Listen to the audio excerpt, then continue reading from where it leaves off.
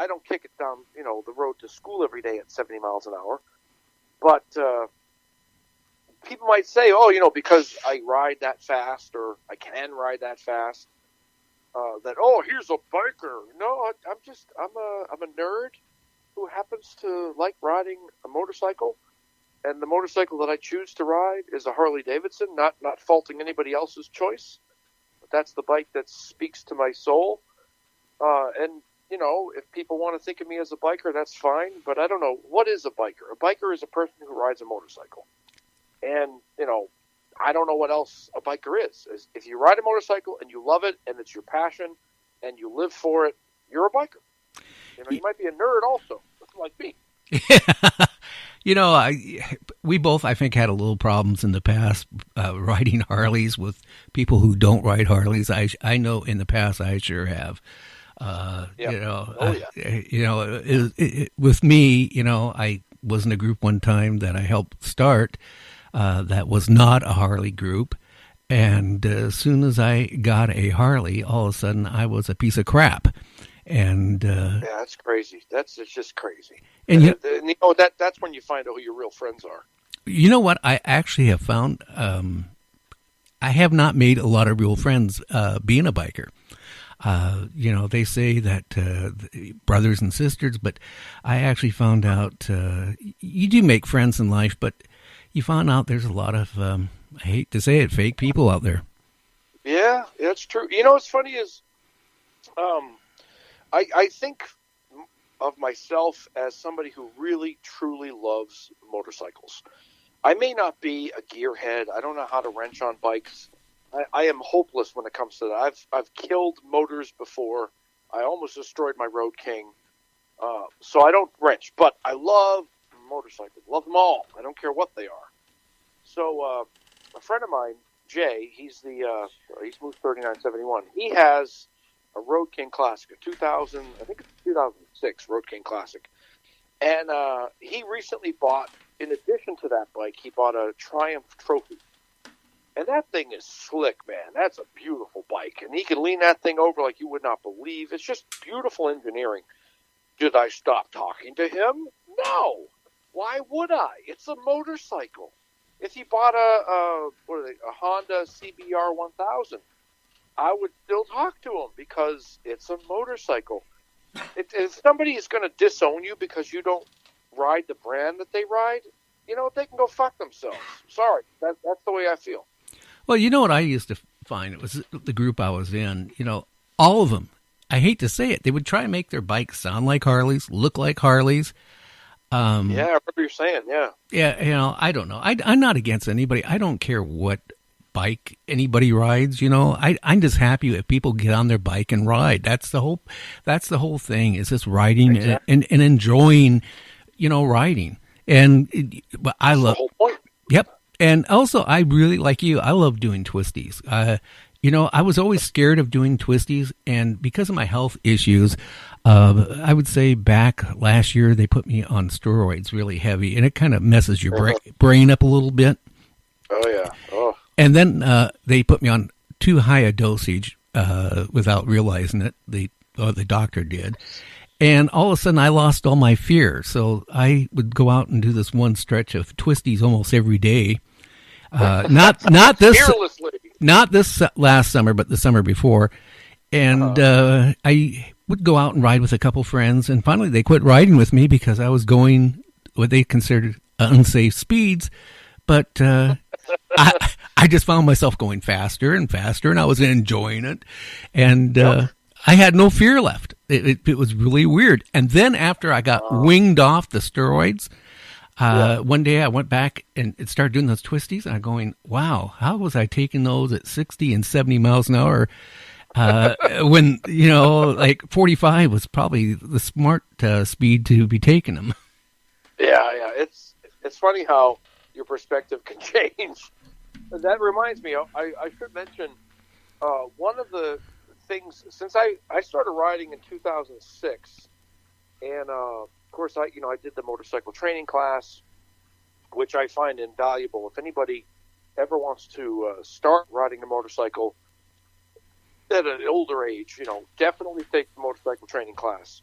Harley has one too. I don't know if Honda has one, but whoever has these classes, go to them. Motorcycle Foundation has them. Harley has them, and it will save your life. So the things that I've learned have been wonderful, and I continued to read and to watch safety things. I got Ride Like a Pro, which is a motorcycle officer. He was a police officer, and he talks about how to ride big bikes and do these crazy tight curves. And if you look at Ride Like a Pro online on YouTube, you'll find a bunch of videos. There's another one. There's a guy named Larry Grodsky. He started a company called Stay Unsafe. And what he would do is he'd ride behind you, and he would communicate to you wirelessly as you're riding, and he would give you tips on how to enter a curve, exit a curve, your speed, your lane position, that kind of stuff, to make sure that you're improving your skills and you're doing it in real time. Unfortunately, poor Larry, when I was reading his book, I discovered he died. He was coming home from a conference or something, and he was riding his bike through Texas, and a deer jumped out and got him, and that killed him. And you can't do anything about a deer. You know, if a deer jumps out and he's got your number, you're done. You definitely... Oh, sorry. No, go ahead. You definitely can't do anything about a deer. I mean, when you're going about 60, 70 miles an hour on a road, and a couple of deers just pop out of nowhere, you can't do anything about it, especially when you're group riding. Yeah, I mean, if you want to kind of what do they call it? Mitigate the risk, right? Try not to ride, after sundown, around dusk time, or in the dark. And I think he was riding in the dark trying to get back from a thing. But, deer can jump out at you any time of the year, any time of the day. It's just mitigating your risk. You know that they're friskier in the fall because it's mating season and all that. So I try not to ride too much. But for years I did. I rode, I used to work 26 miles away, and I'd come home at 9:30 at night, through the woods or whatever, riding my bike. And luckily, I did see a deer one night jump across the road. He jumped across a 2-lane road, and he went from grass to grass. And he had all these, points. He had one of those 8-point buck type things.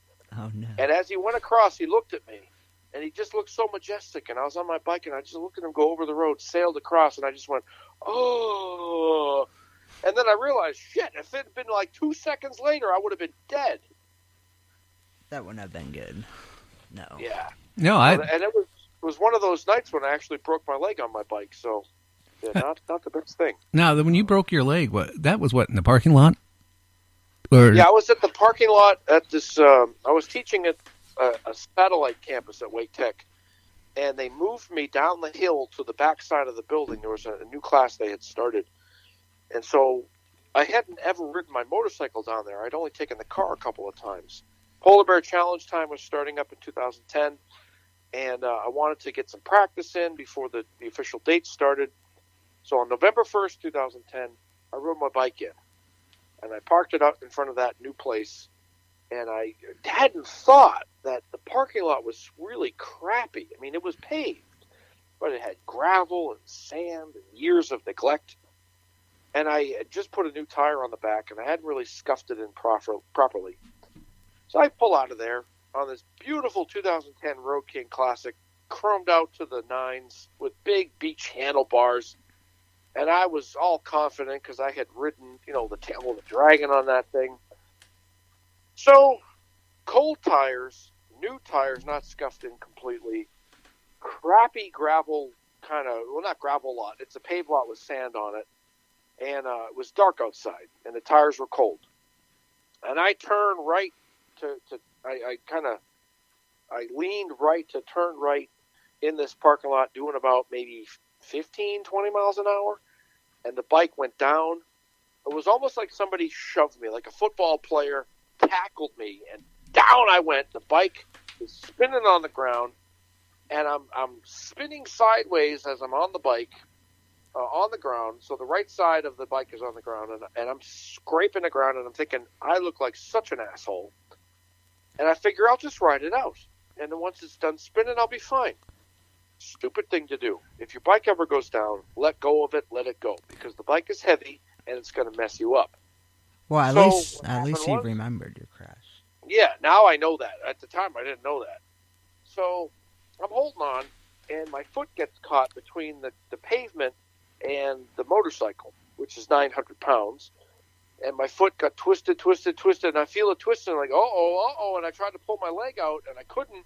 And then all of a sudden, my leg went hot and rubbery. I let go of the bike, and then the bike went skittering off, and I'm lying on the ground. And I look down, and I think to myself, it's broken. And I'm kind of on my left side, and my right leg is kind of propped up on my heel. I lift my leg up to look at it, and all of a sudden, it flops. It flops to the left. From the mid shin down, it just flopped to the left. It made an L shape. I said, yeah, that's broke. Oh, wow. Yeah, tib-fib twist fracture, which is one of the worst things that can happen to you if you're going to have a break. The twisting break is the worst break. So everybody come running over. Are you okay? And I grabbed my cell phone out of my breast pocket. By the way, if you're ever riding a motorcycle, make sure you have your cell phone in a pocket, preferably your breast pocket, because if it's in the bike and you go down and the bike's away from you, now what are you going to do? Drag yourself across to get to the phone? Keep it on your person. That way you can make a call. So everybody ran up to me. They said, are you okay? And I said, call 911. I picked up my phone out of my pocket, and I called my wife. And I said, I just want to let you know I've broken my leg, and I'm going to be all right. The ambulance is going to come and take me, but I need somebody to come and pick up my motorcycle. And all she could say, she says, you and that fucking motorcycle again. Yeah, I bet you when you got home, too. I told you so. Yeah, oh yeah. That's one of the straws. That's what my mom said after I crashed. Oh, it's like, I'm still recovering from dropping my bike 3 months ago. By the way, I get my bike back next week. The day I dropped my bike, me and my wife, it took all these years to finally get my wife to start riding on the back of my bike. And we stopped that morning at our little cubbyhole cafe. And there was an old biker in there, and he goes, hey, have you ever crashed? And I'm bragging, right? And I said, the only thing I crashed was a scooter, right? And I'm bragging to him, right? Not after we finish having our coffee, we get on a bike, I'm going to the Harley dealer, right, to buy more chrome for my bike. So, So to get to the Harley dealer, we get off the freeway, and it's windy hill. At the top of the windy hill, there's a light and railroad tracks. So we're halfway up the hill. The light turns red. So there's about 5 or 6 cars ahead of me and a pickup truck in front of me. On the right side, there's a big bank. So, and there's rocks and stuff like that. So here's my wife behind me. So the light turns green, the cars start going, and here's this big rock I didn't see underneath the pickup truck. So I tried swerving. I had the choice of either going to the right and go down or go left and hit a car. So I had to go down, and my wife is, her shoulder is still hurting, and yikes! So she was on the back of your bike. She was. That's the worst. Yeah, if you're going to get in a dicey situation, you don't want a passenger. No, and I actually, what was bad is I didn't actually go flying off the bike. The bike landed on top of me and then slid. But I watched my wife, through the mirror before I went down, go flying off the bike, and that kind of hurt me emotionally. But I imagine it would.